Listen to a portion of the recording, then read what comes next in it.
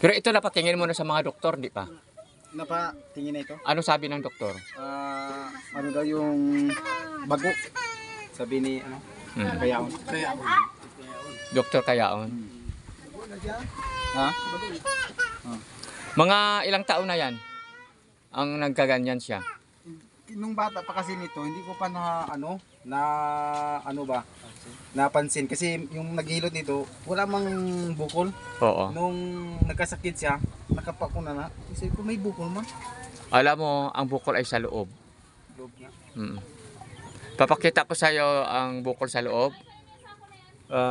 Wala tayong kandila na puti. May puti pa tayong kandila.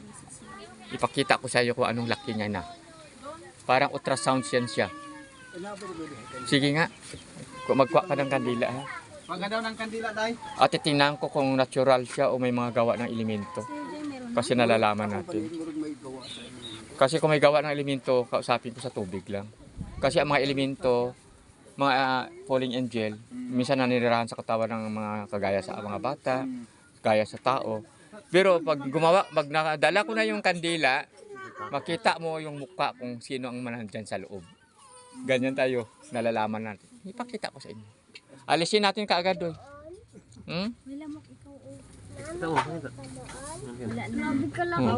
Kasi sabi sa ano ko, mamaya nagalaki siya. Kaya yung kinawinto ko sa iyo nga naging pasyente nga sabi niya, Dok, ang lalaki to, buntis to, laki. Sabi ko, huwag ka magsalita ng kanya kasi nang tiningnan ko. Sabi ko, kuya, ang sakit niyo po ay, naku, may diferensya po yung iyong atay. Kaya sumasakit kung sa, mayroon siya parang tambul yan. Hala, Dok, totoo yan. Ganyan ko, pinagayo ko doon, gatunog ko, parang tambul. Pero sabi niya, nakausap din niya yung doktor, operahan. Sa akin wala nang opera. May ilalagay ako dyan mamaya. Adoy magtaka ka siguro pagising mo sa umaga. Paano kaya yun na naging normal na? Kasi yung iba, pag dikita, di ba nainom mo na yan? Yung tubig. Tapos may isusulat ako ngayon, ididikit ko sa tiyan mo. Huwag mo siyang kukunin within 24 hours. Alam mo, bilangin mo ang oras, 24 hours. Didikitan ko, lagyan ko ng, dyan maya, may dikitan ko. Pati ito. Pero siguro muna ako mag-uwi para bukas malaman na natin ang pagbabago. Pero ngayon, ipapakita ko muna doy. Ipakita ko sa'yo para marunong ka. Kahit wala ako dito, mayroon kang karunungan. Ay, ganun lang para ang pag-extrain ni Doc. So may mga bukol, o kung anong mayroon sa loob. Ipakita ko kung may mga elemento. Nakikita sila. Hindi lang ako makikita, pati kayo. Ngayon, magsimula na tayo. Ang kandila, ito. Kailangan ko ng tubig na ilagay sa mangkok o sa planggana at isang kutsara at puspro. Kasi mayroon ako ditong pasyente tayo, sabi niya.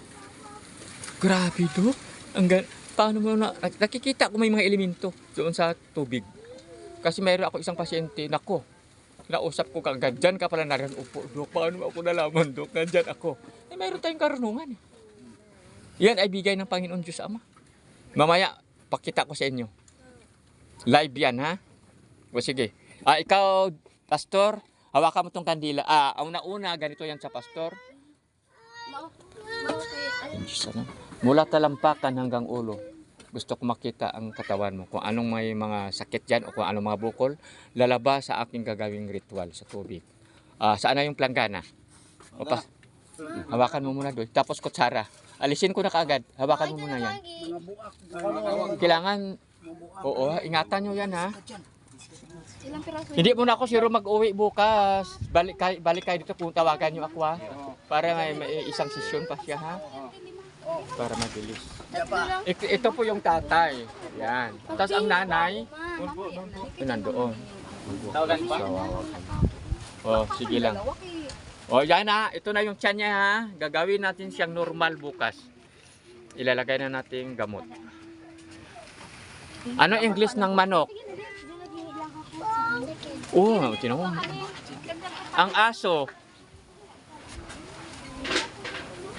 Marunong siya English ng aso, yung ido. Ano ito, Ilonggo o Bisaya o ano? Half Bisaya. Ayun, Doy, nakita.